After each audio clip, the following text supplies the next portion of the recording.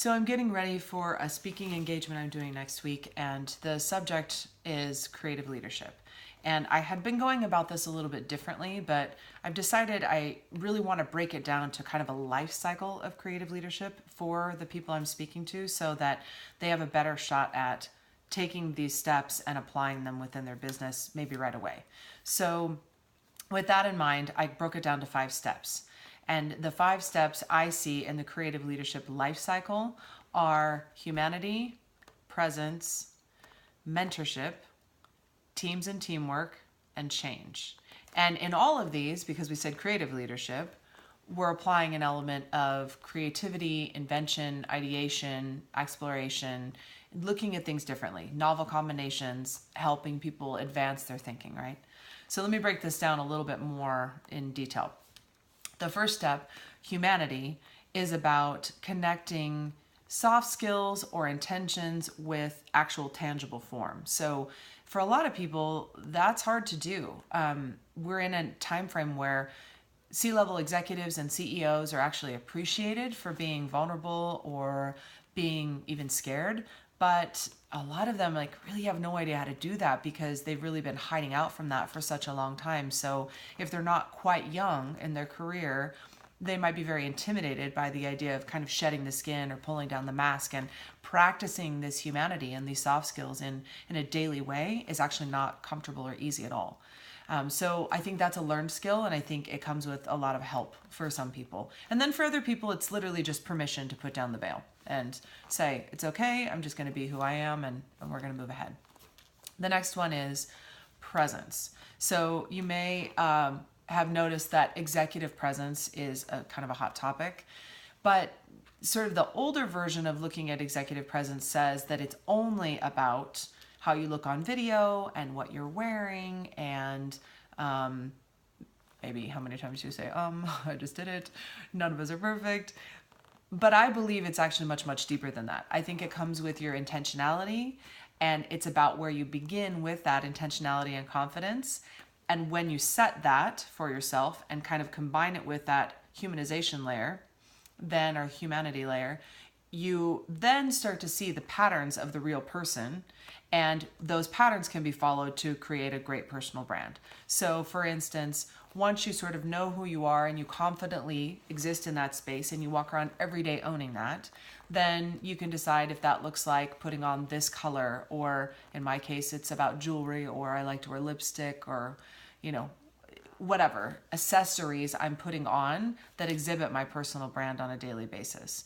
It's actually outward facing, but it's also very inward facing, because for me, those are all totems and reminders of what I've established in my core confidence and what I've established in my intentionality, and how I want to portray that and live that out in everyday work, right? So there's that. So we've talked about humanity and presence. The third one is about mentorship. And mentorship goes 2 different ways. Mentorship, actually even all the way up to the CEO level, like I said from the first one, is it's really important that even high-level executives have some space to practice, have some space to learn and talk through things, and maybe even just sort of a sacred private space that isn't within their company, where they can have a conversation and work out some of these issues or things, or kind of growing pains. So in a lot of cases, that looks like a leadership advisor or a coach.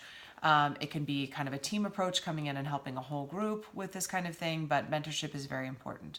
And then, of course, mentorship is important from not only C-level executives, but any leader down through their team, them taking what they've learned, and they have to learn it themselves first, and mentoring it down through their team, and sort of this cascading leadership and institutional knowledge that's then spread.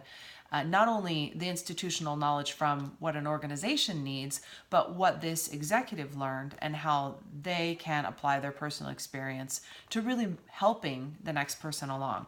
A lot of studies done show that managers who pay attention to what their employees need and help them with advancing their leadership, and they listen to them and they understand where they're coming from, are really ranked as the highest performing managers, not only with the perception of the employees, but also just literally the way that people are performing on the teams and the return on investment for the whole organization. So that would be mentorship, step 3.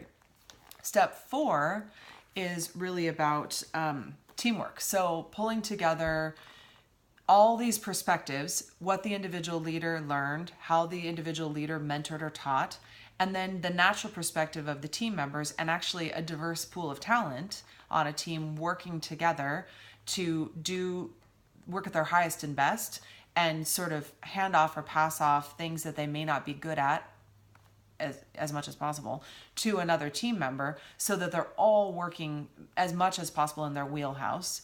And then they're collaborating and having a safe, comfortable conversation where they feel like they can really express themselves vulnerably, some part of that being about work and maybe some parts of it being about some slice of personal life. In this version of teamwork, you aren't necessarily checking your life at the door. You're letting people in on parts of what's happening to you in your real life, and using that intimacy to develop a safe relationship with your team. So I think that's vitally important, applying this to the team.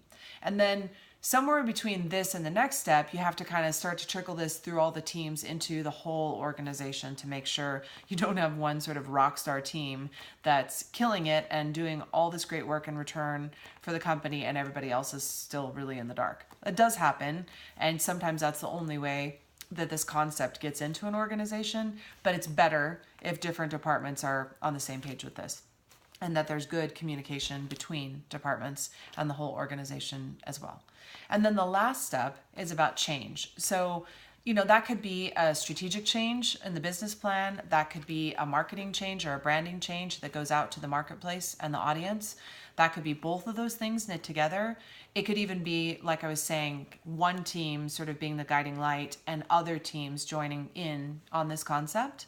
But in any case, there's a movable change. There's a sea change, there's a shift, there's something that organizationally moves the dial and makes a big, big difference, not only for the comfort of people and how much they want to stay with a company, and the whole layer of talent retention and keeping people and the massive expense that comes with turnover, but also just because it always affects return on investment and the bottom line and the way that the company performs in the marketplace more, particularly when that change involves speaking differently to the audience and communicating with them in a way that's authentic and vulnerable and real, but offers them an opportunity to be part of the dialogue with the organization and to engage in a two-way conversation.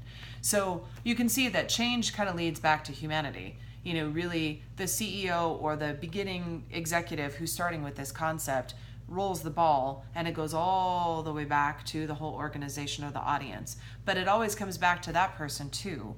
And this is kind of an infinite cycle, because each one of these changes deserves sort of a turn on the roller coaster or the Ferris wheel, as you were. So anyway, that's kind of the nutshell for today, and I've got to get back to finishing this presentation. So that's it for today.